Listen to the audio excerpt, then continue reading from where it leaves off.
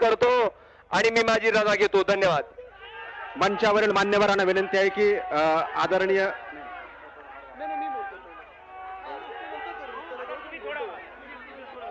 जय महाराष्ट्र. आवाज येतोय का माझा तिथपर्यंत? तुमचं आमचं नातं काय? तुमचं आमचं नातं काय? थोडं इथं तर जरा शांत व्हा.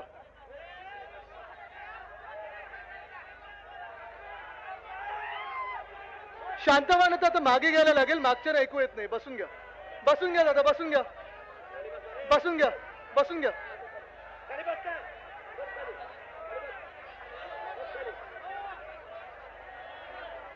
माझी आपल्या सर्वांना विनंती आहे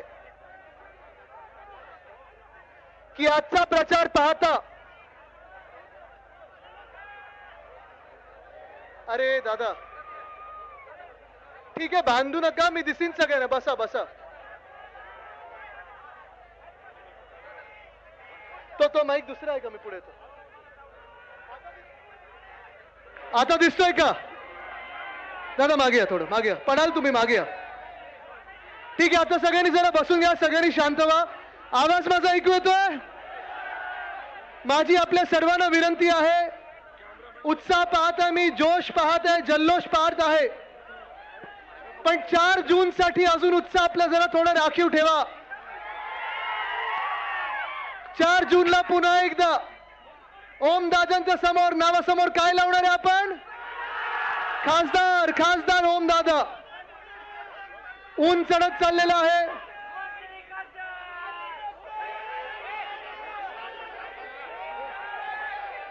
अरे बाबा बोलू की नको बोलू? मी काय बोलू की नको बोलू? शांत राहा.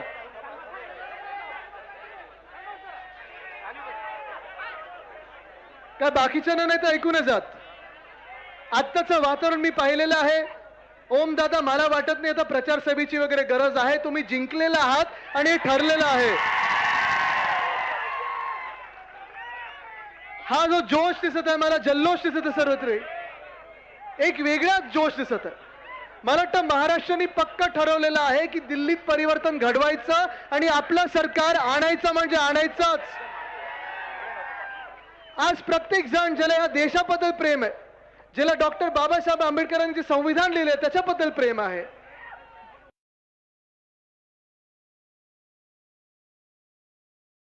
पाठवायची आहे, हे ठरवलेलं आहे. आज ही लढाई महाराष्ट्रामध्ये आपण पाहतोय गद्दार विरुद्ध निष्ठावंत अशी झाली आहे. गेल्या 2 वर्षामध्ये, गेल्या 2.5 वर्षामध्ये 2022 मध्ये आपण पाहिलं आपली शिवसेना फोडली, पक्ष चोरला, निशाणी चोरली, बात चोरण्याचा प्रयत्न केला, पण हाती काय आलं महाराष्ट्रात? 2023 साली राष्ट्रवादी काँग्रेस फोडली, परिवार फोडला, पवार परिवारात फूट आणली, सरकार स्थापन केलं, आलं त्यांच्या काही हातात. 2024 साली काँग्रेस फोडण्याचा प्रयत्न केला. सगळं केलं ह्यांनी, म्हणजे शिवसेना चोरली, राष्ट्रवादी काँग्रेस सोडली, काँग्रेस सोडण्याचा प्रयत्न केला, आता अजून एक ठाकरे पण सोडण्याचा प्रयत्न करतायत. पण आज तुम्हाला सांगतो, या महाराष्ट्रात भाजपला स्थान मिळणार नाही म्हणजे नाही.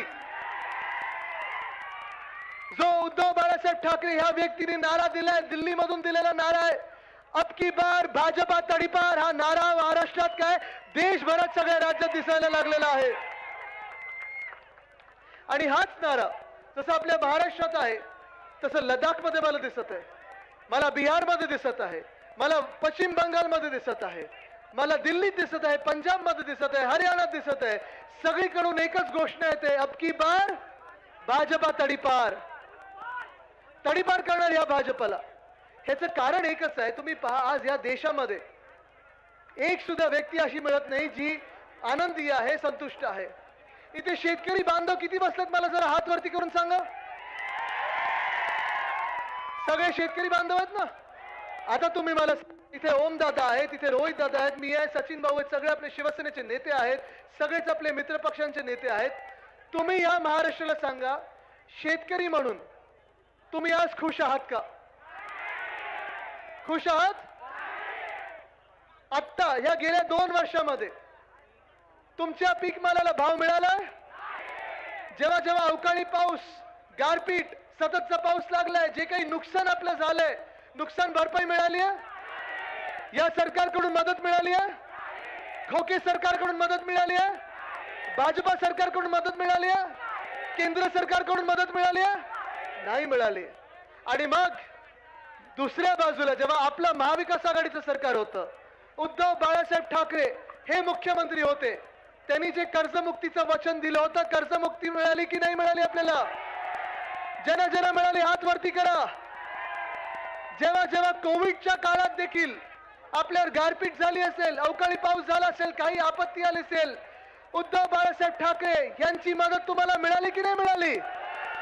शिवसेना, राष्ट्रवादी काँग्रेस, आपले सगळे मित्र पक्ष, महाविकास आघाडी सरकारची मदत आपल्यापर्यंत पोहोचली की नाही पोहोचली? आणि हेच मी तुम्हाला विचारतोय की आज या महाराष्ट्रात शेतकऱ्यांचे कुटुंब प्रमुख कोण असतील? एका व्यक्तीचं नाव जर तुम्हाला सांगायचं असेल तर कोण सांगाल तुम्ही? ऐकून आलं बरोबर ना? आज त्या उद्धव साहेबांच्या मागे आपल्याला उभं राहायचंय, ओमदादांच्या मागे आपल्याला उभं राहायचंय. तयार आहात की नाही? ओमदादाही जाऊ शकले असते, ओमदादाही गद्दारी करू शकले असते, आपले कैलाश पाटील दादा तेही गद्दारी करू शकले असते. पण तुम्हाला एक खास करून मी सांगायला आलोय, आजचा दिवस महत्वाचा आहे. अनेक ठिकाणी फॉर्म भरले जातात. ओमदादा, मला वेगळ्या वेगळ्या ठिकाणून सांगितलं गेलं की आदित्यजी तुम्ही इथे या तिथे या. मी सांगितलं माझा ओमदादा फॉर्म भरायला चाललाय, मला तिथेच जायला लागेल.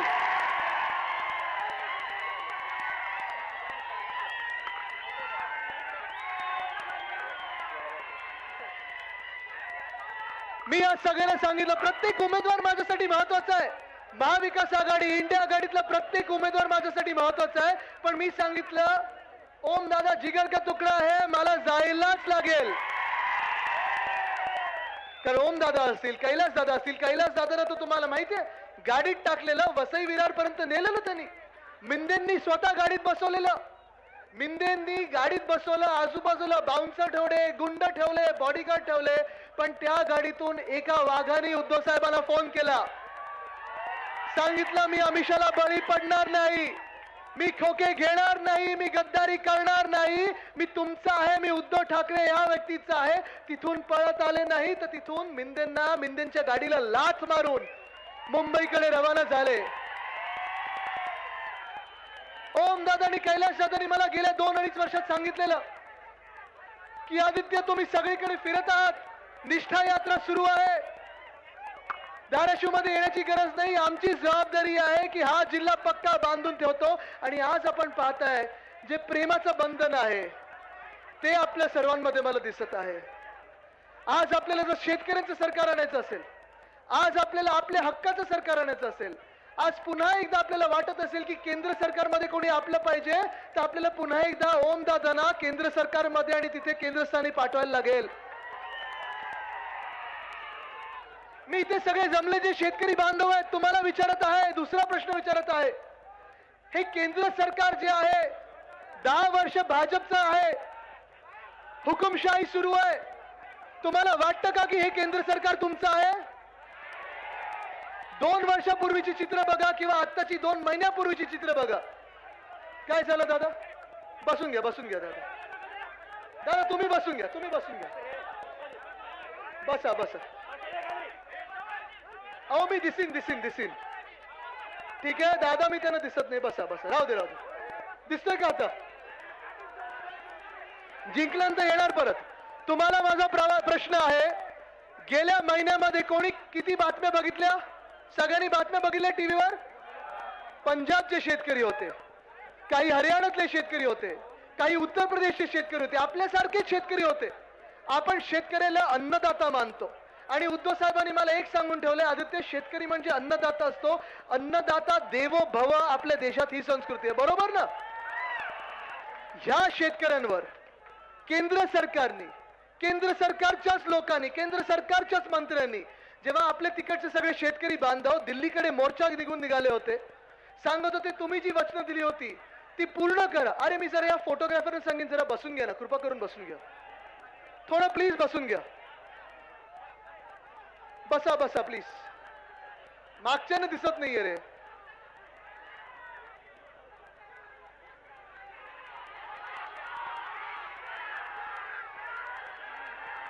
मला तुम्ही सांगा काय बोलणार आहे, खेकड्यावर पण बोलणार आहे, सोडणार नाहीये. जो जो वाकडा जाईल त्याच्यावर बोलणार आहे, सोडणार नाहीये. खेकड्याची नांगी आपल्याला पण तोडता येते. पण आज मी खास करून शेतकरी बांधवांना आज विचारत आहे मी, जेव्हा हा दिल्लीवर मोर्चा निघाला होता, सगळे शेतकरी बांधव तिथे चाललेले, आपण पाहिलं असेल याच भाजपाने, याच केंद्र सरकारने शेतकऱ्यांच्या रस्त्यामध्ये मोठे मोठे खिळे ठोकून ठेवलेले, मोठ्या मोठ्या वायरी ठोकून ठेवलेल्या, रंगाडे का आणले, ड्रोन मधून अश्रुधुरके सोडले, लाठीचार्ज का झाला, गोळीबार का झाला. हे केंद्र सरकार, हे भाजपचं सरकार, हे तुमचं आमचं असू शकतं का? आज तुम्ही मला सांगा, शेतकरी या देशात त्रस्त काय, हैराण काय, तुम्ही मला सांगा. काय तुमचे प्रश्न, तुम्ही हैराण का जरा सांगा मला. शेतमालाला भाव आहे, पिकाला भाव आहे, खताची काही किंमत कमी झाली की वाढली आहे, पेट्रोलची किंमत वाढली की कमी झाली आहे. आज महिला इथे बसल्यात, तुम्ही मला सांगा गॅसची किंमत 2014 ला किती होती? किती होती? तेव्हा आपण काँग्रेस विरुद्ध आंदोलन करायचो ना, लाठीकाठी आपण पण भाजपसोबत खाल्ली आहे. पण जुमला असा होता, तेव्हा आपल्याला सांगितलं होतं गॅस डिझेल पेट्रोलचे भाव खालती येतील, वरती न जाणार. आज कितीला आहे? म्हणजे वाढलं की खालती गेलं? आज तुम्ही मला सांगा, या देशात जुमला मागे जुमला, जुमला मागे जुमला, खोटं बोलतात पण रेटून बोलतात, हे सगळे जे चालू आहे, अशा भाजपाला तुम्ही मतदान करणार आहेत का? आज शेतकरी हैराण आहे, शेतकरीवर लाठी चालवली जाते. शेतकरी जेव्हा मोर्चा काढतो, अर्बन नक्सल बोललं जातं, आतंकवादी बोललं जातं, पण चायना जी लडाख मध्ये घुसलेली आहे त्याला रोखण्याची हिंमत नाहीये. आमच्या शेतकऱ्यांना लाठीकाठी खायला लागते. आज महिलांची आपण हालत जर बघितली, महिलांवर अत्याचार वाढत चाललेला आहे. याच मंत्रिमंडळात, या महाराष्ट्राच्या मंत्रिमंडळात 2 असे मंत्री आहेत ज्यांना हकालून काढून टाकलं पाहिजे होतं, गेट आउट सांगितलं पाहिजे होतं. कारण एका आमदाराने, एका मंत्र्यांनी महिला खासदारावर घाणेरडी शिवीगाळ केली, सुप्रियाताईंबद्दल अपशब्द वापरले. दुसऱ्यांवर तर बरोबर आहे, दुसऱ्यांबद्दल दुसरे जे आहेत त्यांनी, त्यांच्यावर इथं एवढे घाणेरडे आरोप आहेत, महिलांना अत्याचार करणारे, महिलांवर अत्याचार करण्याचे, पण अजूनही त्यांना काढलं नाहीये. आज इथे मी महिलांना विचारतोय, एक बातमी आपण एका वर्षापूर्वी ऐकली असेल, गुजरातमध्ये बिल्किस बानो या बाईवर रेप झाला होता. ऐकलं होतं ना तुम्ही सगळ्यांनी? तिच्या मुलीला तिच्या समोर चिरडलं होतं. जो अत्याचारी आहे, ज्यांनी रेप केलेला आहे, त्याला ह्या भाजपच्या सरकारने त्या जेलमधून बाहेर काढला, त्याची आरती ओवाळली, त्याला हार घातला आणि त्याला प्रचारात फिरवलं. हे अशी भाजप तुम्हाला मान्य आहे? अशी भाजप मान्य आहे? आपल्या दैवतानी, वंदनीय हिंदू सम्राट बाळासाहेब ठाकरेंनी आपल्याला सांगितलेलं आहे की बिल्किस बानोची जातपात धर्म कुठचाही असो, तिच्यावर जो रेप करतो त्याला फाशीच मिळाली पाहिजे. ही आपली संस्कृती आहे, हे आपलं हिंदुत्व आहे. आणि म्हणून आज वातावरण जे आहे, जे बदलत चाललेलं वातावरण आहे, देशभरात परिवर्तनाचं वातावरण आहे. मला जास्ती वेळ घ्यायचं नाही, पण मी तुम्हाला अजून एक विचारत आहोत, आपण सगळे आंबेडकर प्रेमी जनता आहोत की नाही? डॉक्टर बाबासाहेब आंबेडकरांना आपण महामानव मानत आहोत की नाही? त्यांनी जे आपल्याला संविधान दिलेलं आहे, त्यांनी जे अधिकार आपल्याला दिलेले आहेत, त्यांनी जे कर्तव्य आपल्याला लिहून दिलेले आहे, ते आपण 75 वर्ष पाळत आलेलो आहोत. त्यांच्याच संविधानाप्रमाणे आपण हा देश चालवत आलेलो आहोत. आज धोका जो आहे आपल्या देशाला सर्वात मोठा, तो लोकशाहीला आहे आणि तो आपल्या संविधानाला आहे. तुम्ही मला सांगा, ज्या भाजपाला संविधान बदलायचं आहे, ज्या भाजपाला डॉक्टर बाबासाहेब आंबेडकरांनी लिहून दिलेलं संविधान बदलायचं आहे, त्या भाजपाला तुम्ही निवडून देणार आहात? निवडून देणार आहात? आज चर्चा कशावर सुरू आहे या देशामध्ये? आज चर्चा कशावर सुरू आहे? जे भाजपचे लोक आहेत, जे प्रचारक आहेत, ते काय सांगतात? विरोधी पक्ष मांस मटन मच्छी खाणार आहेत, विरोधी पक्षांनी असं केलं, नेहरूंनी असं केलं आणि अमुक यांनी असं केलं. ओ, जे झालं ते झालं. 50 वर्षापूर्वी झालं, 100 वर्षापूर्वी झालं. तुम्ही सांगा, 10 वर्षात तुमचं हुकुमशाहीचं सरकार होतं, तुम्ही काय केलं हे आम्हाला सांगा. बेरोजगारी कमी केली आहे, महागाई कमी केली आहे, महिलांवरचे अत्याचार कमी केले आहेत, शेतकरी आत्महत्या कमी केल्यात? नाही केल्यात. मग कशासाठी मतदान करायचं? एका बाजूला अशी भाजप आहे जी खोटं बोलत चाललेली आहे, संविधानाचा अपमान करत चाललेली आहे, आपल्या देशांच्या नेत्यांचा अपमान करत चाललेले आणि दुसऱ्या बाजूला आम्ही महाविकास आघाडी म्हणून आहोत, जे केलेली काम आहेत ती तुमच्या मध्ये आणि तुमच्यासाठी करत आहोत। आज इथे अमित भैया आलेले आहेत। मला आठवतं एक बैठक अशी होती, इथे मंत्री असताना कैलास दादा असतील, मी असेल, ओम दादा असेल, आम्ही त्यांच्याकडे बैठक घेतली कारण आपल्याला इथे धाराशिव मध्ये मेडिकल कॉलेज पाहिजे होतं आणि एका बैठकीत त्यांनी ते सोडून दिलं होतं। मंत्री असताना त्यांच्याकडे ते खातं होतं। ही अशी आपली एक मूठ आहे। आपण सगळे एकत्र आलेलो आहोत, ते शेतकरी हितासाठी आलेलो आहोत। आपण सगळे एकत्र आलेलो आहोत, ते तरुणांसाठी आलेलो आहोत। आपण सगळे एकत्र आलो ते आपल्या महिलांसाठी आलेलो आहोत, आपल्या तरुणांसाठी आलो आहोत, आपल्या महाराष्ट्रासाठी आलो आहोत। आज जर भाजपवाले कोणी तुमच्यामध्ये आले तर तुम्ही त्यांना सांगा तुमचं सरकार का निवडून द्यायचं। आम्ही गेल्या 10 वर्षात महाराष्ट्रात येणारा प्रत्येक उद्योगधंदा, प्रत्येक रोजगार तुम्ही गेलेला आहे गुजरातमध्ये। आठवतं का वेदांत बॉक्सकॉन कुठे नेला आहे? कुठे नेला? एअरबस टाटा कुठे नेलं? बल ड्रग पार्क कुठे नेलं? मेडिकल डिव्हाइस पार्क कुठे नेलं? वर्ल्ड कप फायनल कुठे नेली? आता तुम्ही मला सांगा वर्ल्ड कप फायनल वानखेडेला असती तर जिंकलो असतो ना आपण। मग मला सांगा तुम्ही जो कोणी भाजपचा इथे प्रचार येईल ना त्याला ठामपणे विचारा की तुम्हाला महाराष्ट्राबद्दल एवढा द्वेष तुमच्या मनात काय आहे? काय आहे? जो विकास आपल्याला घडवायचा आहे तो अशा लोकांकडून नाही की विकास कोलमडला आणि बोलले खेकड्यांनी पोकरला आणि असं झालं। तुम्हाला वाटत असेल तुम्ही पैसे देऊन तुमच्या खिशात सगळे बसतात ना, तुम्हाला घरी बसवणारी जनता इथे समोर आलेली आहे। तुमच्या खोटे डॉक्टर आम्हाला नको, आमचे जे डॉक्टर होते आमचे देव होते। तुम्ही काय सांगता आम्हाला की एवढे डॉक्टरेट माझ्या खालती काम करतात, तेवढे डॉक्टरेट माझ्या खालती काम करतात?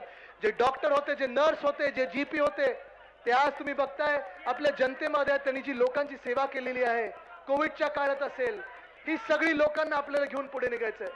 आणि तुम्हाला एकच सांगतो मी आजपासून प्रत्येक वेळेला जेव्हा जेव्हा तुम्हाला कोणी सांगेल येईल तर आमचं सरकार येईल, त्यांना सांगा इंडिया आघाडीचं सरकार केंद्रात पण येणार आणि महाराष्ट्रात पण येणार। आणि जशी आपली घोषणा आहे, तुमचं आमचं नातं काय? तुमचं आमचं नातं काय? दिल्लीला देणार महाराष्ट्रच पर्याय? जय जिजाऊ जय शिवराय। दिल्लीला देणार महाराष्ट्रच पर्याय? इथून पुढे निघत असताना घरोघरी तर आपण जाणार आहात। मी तुम्हाला एकदा विचारतो, अरे खेकडा करत नका बसू, नको त्या लोकांना जास्ती भाव नका देऊ, तीच त्यांची लायकी आहे, सोडून द्या। तुम्हाला एकच विचारतो, आपली निशाणी कुठची? आपली निशाणी कुठची? इथे द्या। आपली निशाणी कुठची? आपली निशाणी कुठची? उमेदवार कोण? उमेदवार कोण? निशाणी कुठची? निशाणी कुठची? निशाणी कुठची? मतदानाचा कुठचा दिवस? मतदानाचा कुठचा दिवस? मतदानाचा कुठचा दिवस? धन्यवाद। जय हिंद, जय महाराष्ट्र, वंदे मातरम।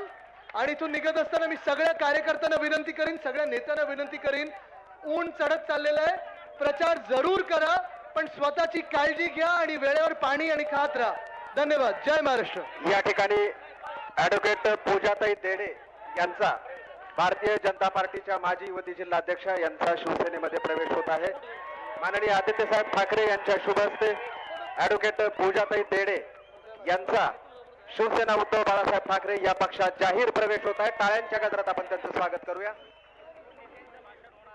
आणखीन भाषण आहेत, अजून पुढे रोहित दादा बोलणार आहेत, अमित दादा बोलणार आहेत, प्रचार सभा सुरू राहणार आहे। मी पुढच्या प्रचार सभेसाठी निघत आहे आज खास तुम्हाला भेटायला, तुमचं अभिनंदन करायला, तुम्हाला नतमस्तक व्हायला आणि ओम दादांसाठी आणि कैलास दादांसाठी आलो।